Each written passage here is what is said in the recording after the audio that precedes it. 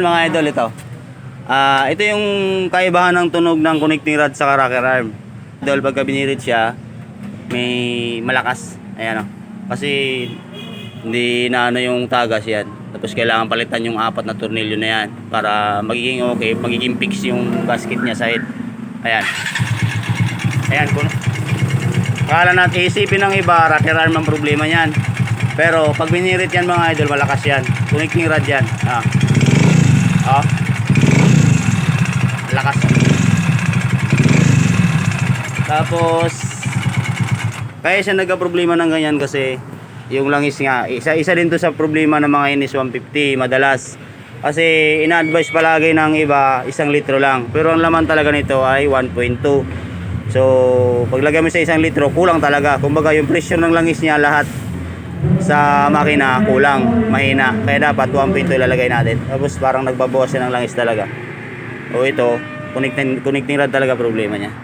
Yan yung kaibahan ng tunog ng rocker arm tsaka connecting rod. So dapat talaga mga idol, unang-una talaga natin papansinin sa motor natin mga idol, wag natin pabayaan yung langis. Okay? So ito kasi mga idol, wala na tong langis, kaya ang ingay ng makina niya. Ayan, makikita mo na ngayon. Kahit itagilid mo nga siya mga idol, wala siyang langis na makikita. Ayan o. Pinagilid na natin yan. So wala talaga siyang langis na natira. Puro tagas o. Ayan o. Puro tagas yan mga idol. Ayan o. Kaya nauubos yung langis niya. Ayan, so kaya siya nag-ingay mga idol kasi ayan yung langis niya. Konti na lang. Ayan. So ingay talaga kasi mahina na yung supply sa head. Okay, so lagyan natin siya ng bagong langis muna para malaman natin kung tinamaan talaga yung connecting rod niya o hindi pa, kasi ngayon pa lang naman siya tumunog. Sana hindi, para hindi gumastos yung may-ari. Okay, so lagay natin yung langis. Langis niya, ayan, makikita mo na sa ano niya, sa tinginan ng langis yan, meron na yung langis. So yung rocker arm niya, ayan, walang uga yan, ang ganda ng clearance niya, So yun nga, connecting rod talaga ang tunog.